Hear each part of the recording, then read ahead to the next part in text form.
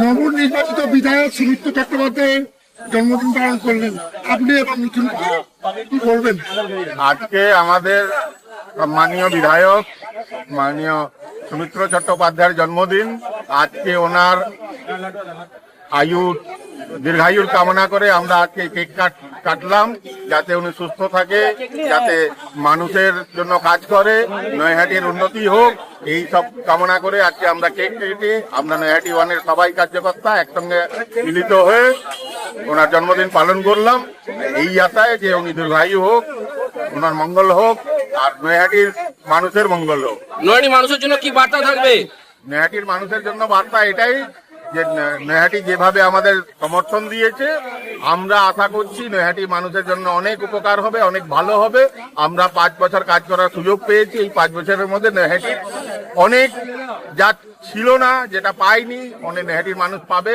এখানকার সমস্ত পরিষেবা, সমস্ত কাজ আমরা করব, যাতে সুচারুরূপে নৈহাটি চলতে পারে, বিনা কোনো অশান্তি, বিনা কোনো সমস্যায়, সেই চেষ্টা আমরা করব।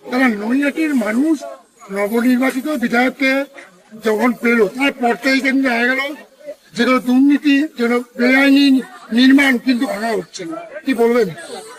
এটাই, যারা দুর্নীতি করেছে তাদের তো শাস্তি হওয়ার দরকার।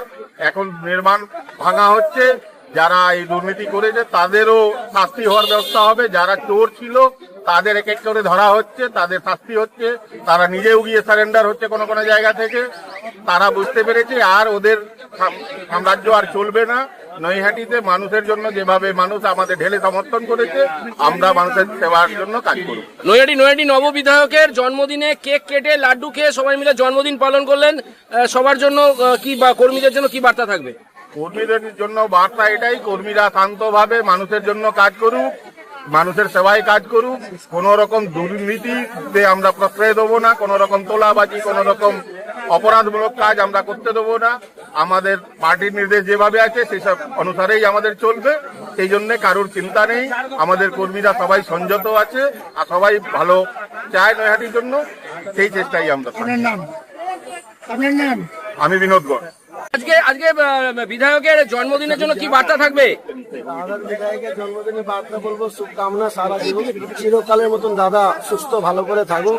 আর নৈহাটির থেকে নৈহাটির জন্য দাদা ভালো করে কাজ করুক, নৈহাটির মানুষের জন্য দাদা অনেক কাজ করুক, কেন নৈহাটিতে রোজগার নাই।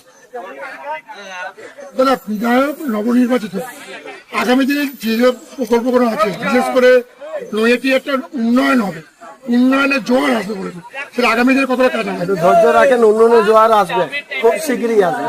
ওই প্রকল্পে দাদা কথা বলছে, কথা চলছে, নেতাদের সাথেও কথা বলেছে। গৌরীপুর মিল যে কোনো হালে কোনো একটা ফ্যাক্টরি খুলবেই খুলবে, তাহলে গৌরীপুরের উন্নয়ন হবে।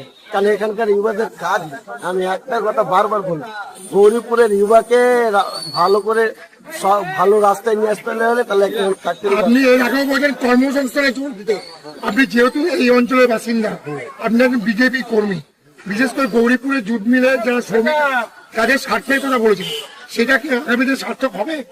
100 বার হবে। মানে বলতে চাইছেন গৌরীপুর জুট মিল আবার খুলবে? গৌরীপুর জুট মিল খুলবে না, অন্য কোনো ফ্যাক্টরি খুলবে। এখন রিলায়েন্স নিয়েছে, ঠিক আছে, কিন্তু একটা কথা বলবো, পার্থভূমি চিরকাল এই গৌরীপুরের চাবি পকেটে রেখে অনেক রাজনীতি করলো, অনেক ভোট ব্যাংকে নিল, কিন্তু আজ পর্যন্ত চাবি পকেটেই থাকলো, গৌরীপুর মিলে কাছে গেল না, শুধু মানুষকে ধপের চপ খাইয়ে ভোট নিল। আপনার নাম? আমার নাম মিঠুন পাসওয়ান।